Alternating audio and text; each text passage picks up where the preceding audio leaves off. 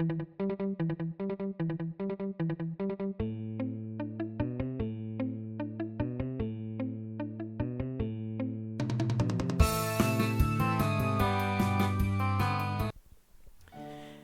is what all the noise is that is inside your mind, an attempt to avoid the stored pain. That voice in your head is called shadow attention. It is a repetitive voice designed to keep you trapped in the shadow's dream by keeping you preoccupied with avoiding pain. If you release and let that energy pass through, then it will go away. If you relax when the pain comes up inside your heart and actually dare to face it, it will pass. Every single time you relax and release, a piece of the pain lives forever.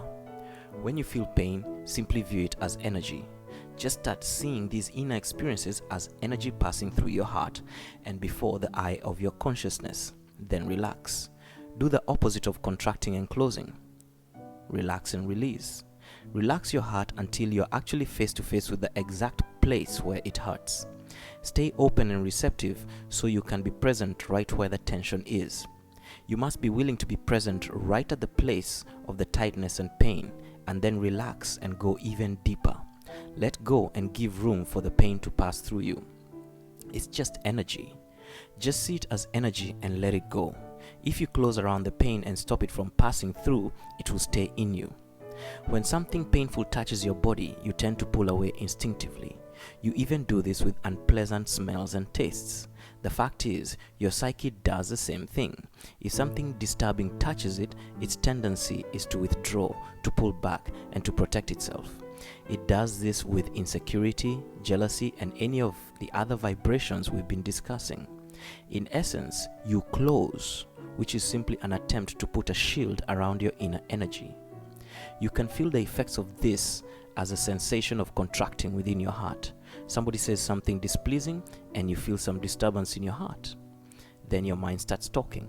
I don't have to put up with this. I'll just walk away and never talk to them again. They'll be sorry. Your heart is attempting to pull back from what it is experiencing and protect itself so that it doesn't have to experience that pain feeling again. You do this because you can't handle the pain you're feeling, or at least you think you can't handle it. As long as you think you can't handle the pain, you will react by closing in order to protect yourself. And the reason why you can't handle it is because you identify with your pain body instead of taking your seat as a silent witness within. Once you close up, your mind will build an entire psychological structure around your closed energy. Your thoughts will try to rationalize why you're right, why the other person's wrong, and what you should do about it. If you buy into this, it will become a part of you, a part of your belief system. For years, the pain will remain inside and actually become one of the building blocks of your entire life. It will shape your future reactions, thoughts, and preferences. When you deal with a situation by resisting the pain it causes, you will have to adjust your behavior and thoughts in order to protect yourself. You will have to do this so that nothing aggravates what you have held inside about the incident. You will end up building an entire protection structure around the closure, and that just traps you further. You only have to stay open and step way back and watch the emotions flow freely without judging them, without identifying with them as I, me, mine, and without attaching to or resisting any of them. And for transformation to happen, love them unconditionally. Unfortunately, you have a habitual tendency to close, especially around your soft spots, your so-called emotional wounds. But eventually, you will notice that closing creates tremendous work. Once you close, you have to make sure that what you protected doesn't get disturbed. You then carry this task for the rest of your life. The alternative is to become conscious enough to simply watch the part of your being that is constantly trying to protect itself. For instance, somebody says something that pushes your buttons and makes you angry or fearful or jealous or something, and you start to feel the energy get a little strange inside. You will actually start to feel a tightening. That is your cue that it's time to grow. It's not time to defend yourself or attack or close up. It's time to let go. You will eventually get conscious enough so that the minute you see the energy start getting strange, you open up and let go instead of getting caught up, closing, and reacting. You stop getting involved in the energy.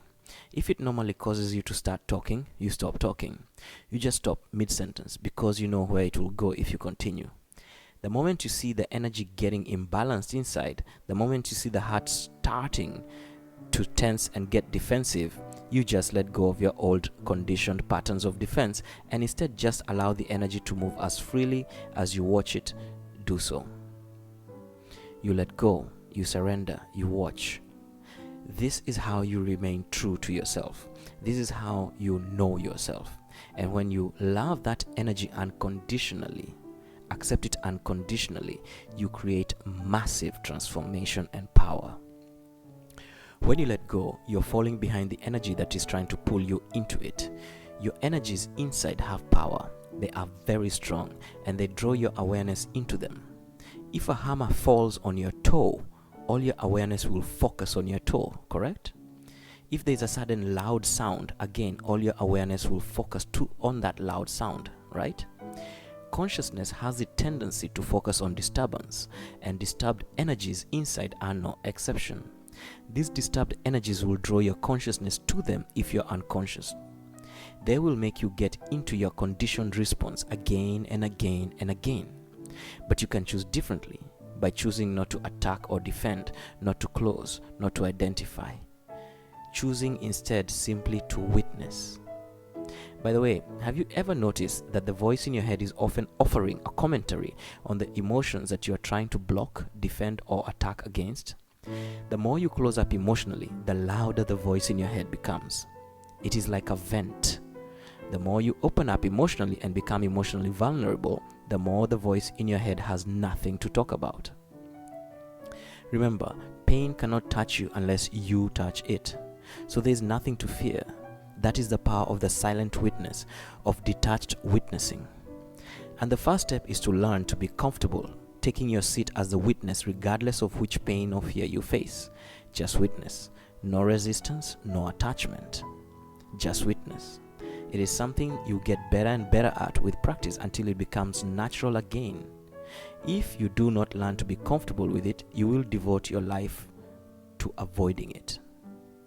To live at this level of freedom, you must learn not to be afraid of inner pain and disturbance.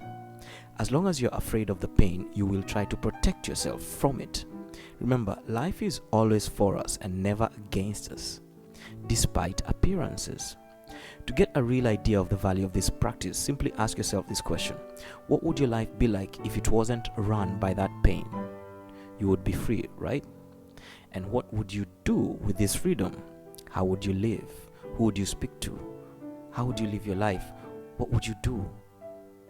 What is the price of foregoing this freedom? What is the price of losing this freedom? That, my friend, is the true value of this practice that we're talking about here, of being the silent witness. Once you look inside yourself and start to own this, you will see that you're back to the same two foundational choices. One choice is to leave the pain inside and continue to struggle with the outside world. And the second choice is to decide that you don't want to spend your entire life avoiding that inner pain. You'd rather rise above it.